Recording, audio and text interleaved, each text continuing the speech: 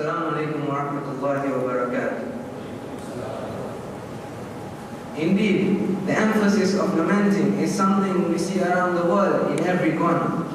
As you just witnessed in the media presentation, some of us may wonder, what is the purpose of this act? Let us first look at the act from its historical perspective. Unrelated to Islam, mourning and beating of the chest, otherwise known as Maatam, are strongly equated with one another in the Bible. In modern translations, the word mourn in many instances originally reads as beating the chest. As an example, Luke's Gospel describes the gathering of mourners for Jesus in the following passage, the New Testament, Luke chapter 23, verse 48. When all the people who had gathered to witness this sight saw what took place, they beat their chests. Another example shows that this type of mourning was ordained by God. The Bible, Isaiah chapter 32, verse 11. On that day, the Lord called for weeping and beating their chest, shaving their head, and putting on sackcloth. So beating of the chest has long been a symbolic method of declaring grief, of mourning. In our times, this method of mourning is most conspicuous among the Shiites. Any outsider who attended the Shiite commemorative majlis for the martyrs of Karbala would likely be a bit bewildered at the intensity with which these people are being remembered and mourned. This is because the context of the gatherings emerges from a shared culture, history, memory, viewpoint, etc. that is gradually acquired as one grows up, having prolonged contact with the Shiite communities and their interpretation of history and religion.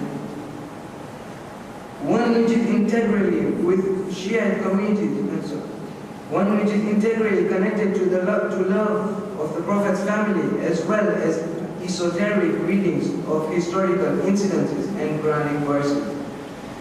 Mainstream Islamic history is recognized but parallel to its history of the corruption of empire and Hussein's struggle against this corruption. Without a contextual background, the ceremonies of Muharram might be a bit of a head-scratcher for outsiders. The intensity of the grieving would likely be bewildering.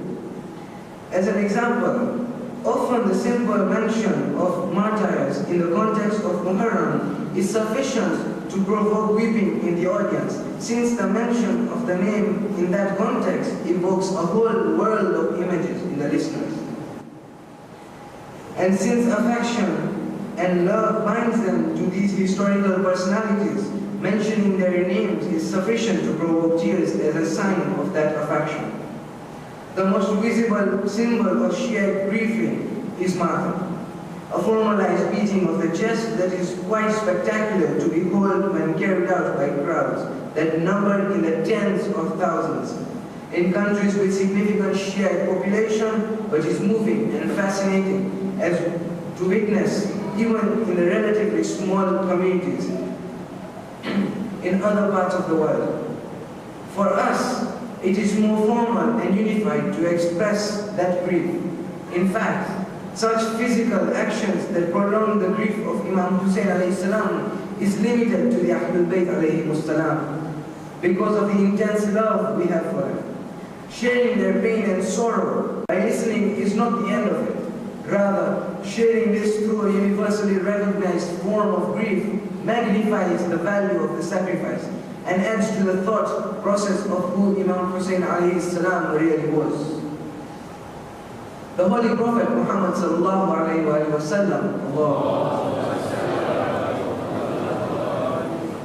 as well as Allah subhanahu wa ta'ala, loved Imam Hussein alayhi salam dearly. The narration of Prophet Muhammad is that Hussein alayhi salam is a part of me. This means that this wasn't just the murder of Hussein alayhi salam, but in fact, the murder of the Holy Prophet.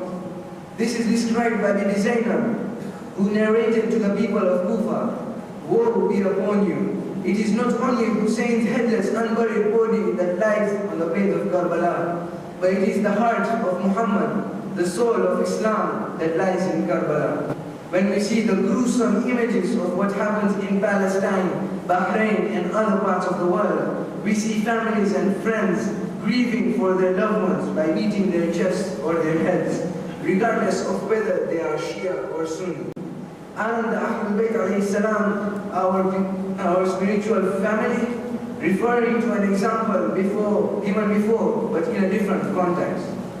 When the news of the blindness of Yaqub alayhi salam was told to Yusuf alayhi salam by Jibreel, Hazrat Yusuf alayhi salam immediately started to hit his head, and he wished that his mother never gave birth to him, so he would not have caused such sadness to his father. It has been recorded that Aisha, the wife of the Prophet, was also found beating her chest and head on the demise of the Prophet. These examples are not meant to justify Maatam. They are meant to make us understand that the form of grief has merits that extend beyond what we see. After 1400 years, this form of mourning is not only a way of expression of grief, but it is a miracle.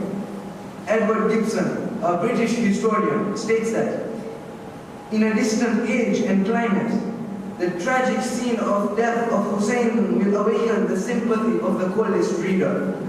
If the sympathy of the coldest reader is awoken, what about those who already sympathize with the cause? Surely there is a method and a way to awaken the souls with those who are familiar with the events of Nainawa, a way to express the tragic day, a way to mourn, to sigh, to grieve. On the day of Ashura, Imam Hussein alayhi salam was left all alone at the end, and he cried out, "Hal min nasir yansurna." This means, is there someone who will come for my help? Scholars and philosophers have pondered over this sentence, and one of the explanations is that our Imam was calling upon all Muslims till the day of judgment, and urging them to rise against evil and stand up for the oppressed people whenever they can. Today, by this concept of Azadari, we are replying, inshallah, during an annual event called the Muslim Congress. A convert who was present gave his conversion story based on the fact that he saw the Shias do Maatam, and that was the site that gave him that final push to convert. Because he felt that these people must believe in something really strong to be doing such a thing. That's just one person's experience. Not everyone shares the same view. Some may say it gives Islam a bad name, but then again, so do a lot of other matters of aqaid. Another example is hijab, which is seen as oppression. Finally, this passion and participation is what has been narrated and accepted by our holy imams.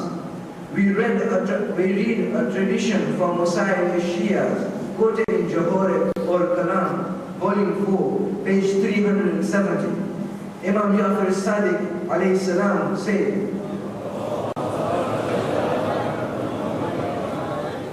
"The daughters of Fatima would slap their faces and shriek. It is therefore permissible to beat yourself and shriek for a pure soul such as Hussein." Wassalamu alaikum wa rahmatullahi wa barakatuh.